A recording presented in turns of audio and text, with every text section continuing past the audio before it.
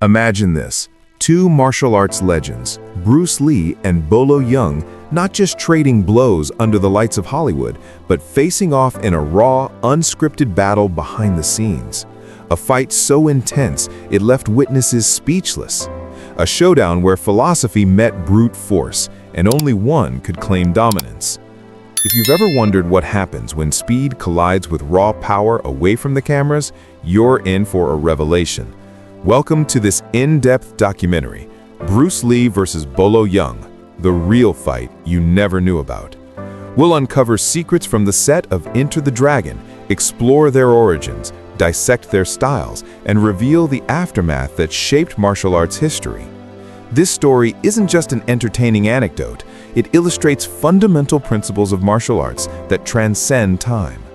By examining this hidden duel, we understand how physical preparation, mental strategy, and adaptability can determine the outcome of a fight, even against seemingly insurmountable force.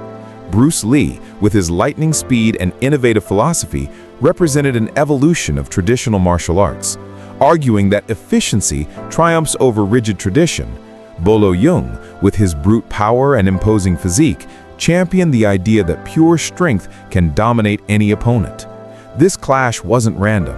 It was the inevitable result of two opposing visions of combat, forged by lifetimes of discipline and experience. Throughout this documentary, we'll argue chapter by chapter why this fight wasn't merely physical, but an embodied philosophical debate, and how its lessons continue to influence modern practitioners, from dojos to UFC octagons. The setup.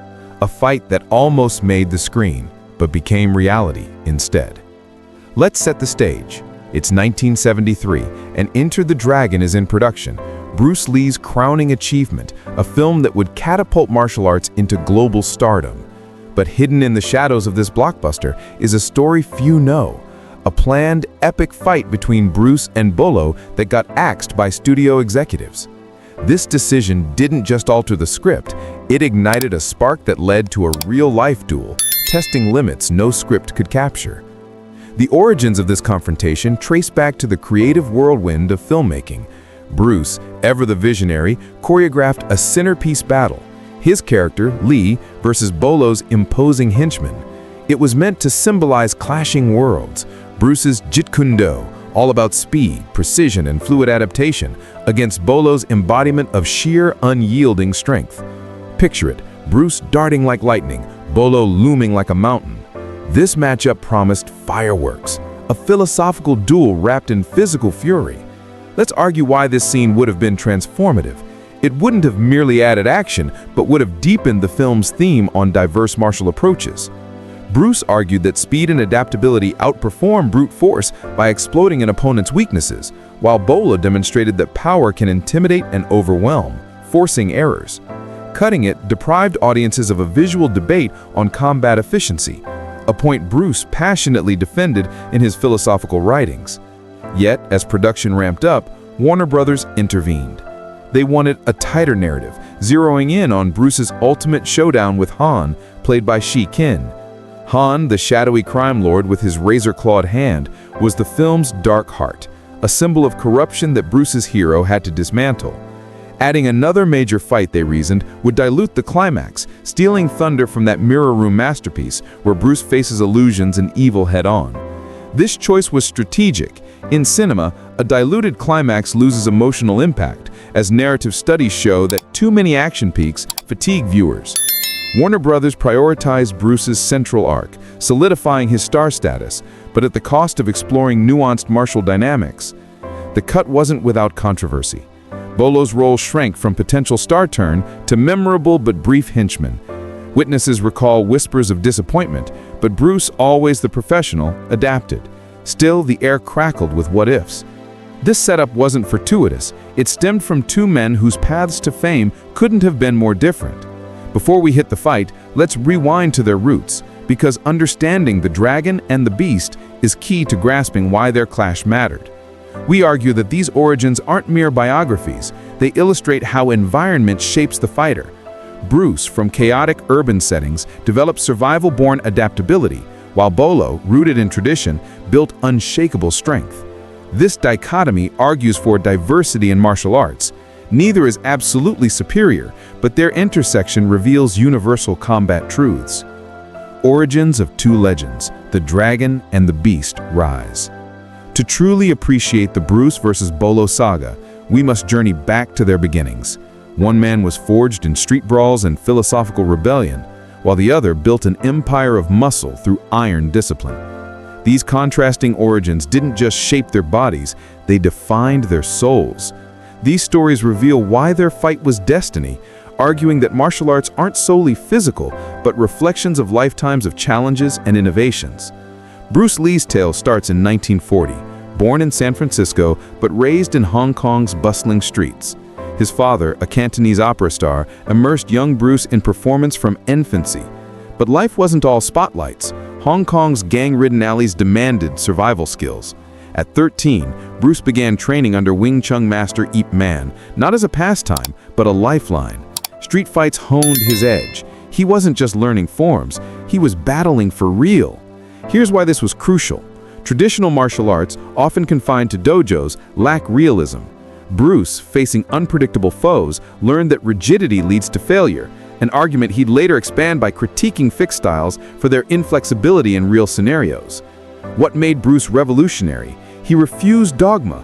While peers clung to single styles, Bruce devoured boxing, fencing, and more, cherry-picking the best. Absorb what is useful, discard what is not, he'd say, birthing Jeet, a hybrid philosophy of adaptability. At 18, with $100, he sailed to America, studying philosophy at the University of Washington while teaching martial arts. His openness, teaching non-Chinese students, ruffled traditionalists, but Bruce didn't care. He was building an East-West bridge, arguing that martial arts should be universal, not culturally limited, a point validated by Kung Fu's global expansion post-Bruce.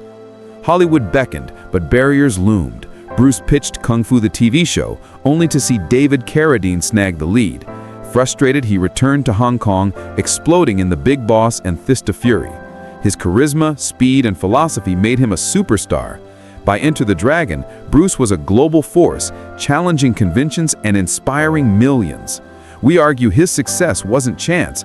By blending philosophy and action, Bruce elevated martial arts from niche sport to art form, as evidenced by millions influenced by his hybrid approach today. Now shift to Bolo Yeung, born in 1946 in Guangzhou, China. His path? Pure traditional immersion. From childhood, he mastered classical Chinese martial arts, forms etched with discipline. But Bolo innovated.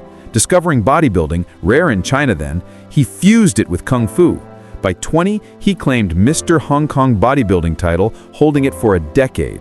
His physique? A sculpted marvel, blending agility with intimidating power.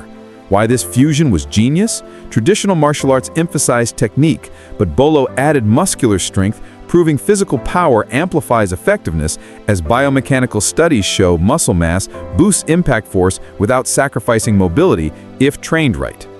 While Bruce revolutionized America, Bolo broke into Hong Kong cinema as the ultimate villain. His massive frame and fluid moves made him unforgettable. No philosophy lectures here. Bolo was action personified, a beast commanding respect through presence. We argue his approach complemented Bruce's. In evolving martial arts, brute force reminds that physical foundation is essential, preventing styles from becoming too abstract. Their meeting on Into the Dragon, Hollywood's first major Hong Kong collab, was electric. Bruce the innovator, Bolo the powerhouse. Little did they know, a cut scene would spark reality. These origins set a collision course, speed versus strength, innovation versus tradition. We argue this highlights a martial truth, that top fighters integrate both, but their pure clash tests which prevails in isolation. The fighters, speed versus strength, a philosophical divide. With origins laid bare, let's dissect what made Bruce and Bolo tick in combat. Imagine a lean predator circling a hulking giant. Could precision trump power? This chapter uncovers their attributes, revealing why their clash wasn't just physical, but a war of worlds. The details will change how you see every fight, arguing martial arts are a delicate balance between body and mind. Bruce stood 5'8", 141 pounds, a coiled spring of efficiency. His body? Functional art sculpted through endless drills. Jeet Kune wasn't rigid, it was be like water, flowing around foes. Speed? Legendary. Punches in fractions of seconds, kicks blurring. Precision strikes targeted vitals, eyes, throat, knees. But Bruce's edge was mental, reading opponents, adapting on the fly. Strategy reigned. He dictated pace, exploiting weaknesses. Why this was superior? In real combat, as UFC analyses show, speed controls distance, reducing powerful strike chances, proving efficiency beats brute force through anticipation. Endurance? Bruce trained for combat marathons, functional strength over bulk. 1-inch punches? Not tricks, physics and power combined, demonstrating movement science amplifies impact without excess mass. Bolo? 5'6", 154 pounds of muscle, a bodybuilding marvel. Raw strength defined him, blows shattering boards, absorbing hits like armor. Style? Direct, overpowering. Close in, unleash hell with fists, elbows, knees. Endurance from discipline, but mass demanded energy. In short bursts, devastating. Prolonged, a potential Achilles heel.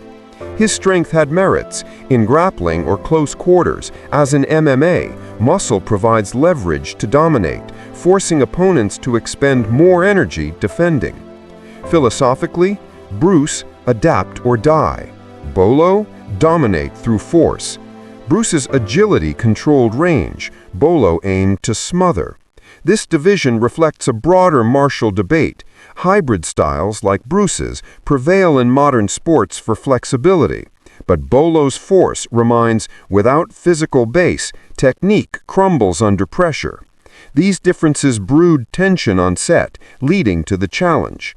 Their confrontation would test which philosophy reigns.